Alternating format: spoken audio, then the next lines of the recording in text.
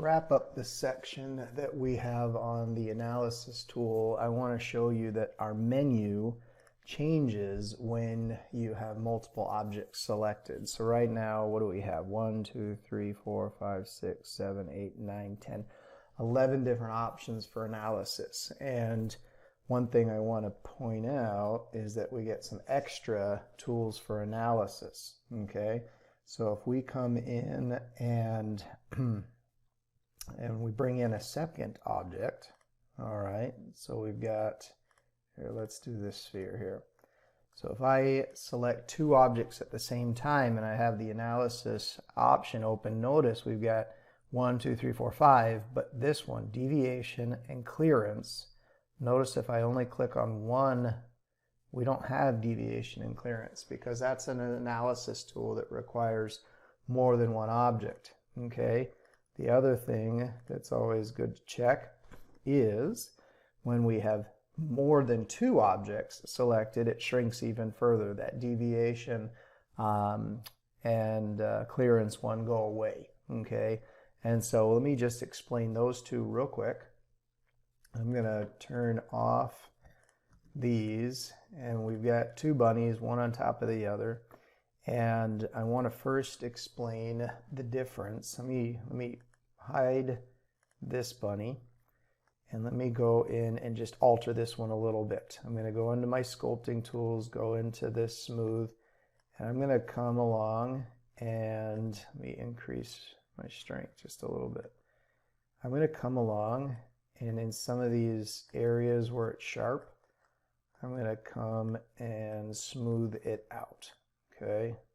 All right. So we have some differences between the two. If I turn this bunny back on, you can see those differences. Okay. If we want to know how much those differences are, we can hold down Shift, click on the other one, and go into the analysis. And right here, we can see that there's an option to show deviations. Okay.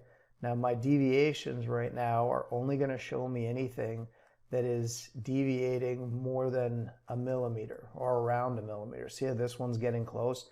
But notice that if I were to drop this down, see how it starts to show me some areas that are in that, so it's, what is this, 0.29, okay? And really I could drag that down even further, and it's showing me the areas that are not the same as the previous one. And so this might be interesting if you have two objects and you combine them together and then you do a make solid and you lose some detail and you want that detail back. One way is to take these two objects and find the areas. You can do it visually. You can look at it and highlight the areas or select the areas and do it the same way. But you have a tool here that shows the deviation, where if I click, notice these little handles, if I click on one of these spheres, what it does is it selects that area. So check this out. So we select that area. Okay, let me hide this other rabbit.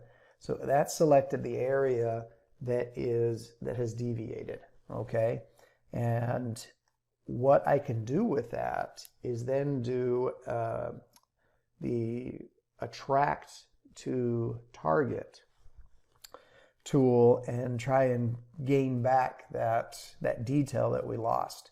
What I would do, because it technically affected a wider area, is I would hold down Shift and do the greater than arrow, which grows that a little bit, maybe just twice, and then I would hold down Control G to create a face group, because the second, I'll show you why, the second I want to turn the other bunny into a target, it deselects whatever I had selected. So I can easily click right back on, double click, and now I have that area selected and the original bunny is the target. So I can come under Edit and say Attract to Target, and that's going to pull those triangles towards that original, as you can see right here. And you can play around with these settings. You can pull the accuracy up, finding the sharp edges, all that stuff. I'm going to hit Accept. Okay, and then we're going to hit Clear Selection. I'm going to get rid of the hold on, turn that on. All right, So you can see that what it's done is it's pulled that toward this one. So now if I hold down Shift in there and I go into my analysis and I go back to deviation and I pull it down, notice that we're not having, it's not showing a deviation here anymore. Now maybe if you pulled it really, really low, it'll show some minor deviations right through here, okay? If that bothers you, you can go in, you can play around with it. You can also use the sculpting tool to do the same, but that's what the deviation tool does, okay? Now, let me take this second rabbit and pull him off to the side. And so say that you are getting ready to 3D print something and you're wondering if maybe you have enough space between two different objects and you're like, oh, I can't see in there. You can hold down those two, go into the analysis and look for clearance, okay?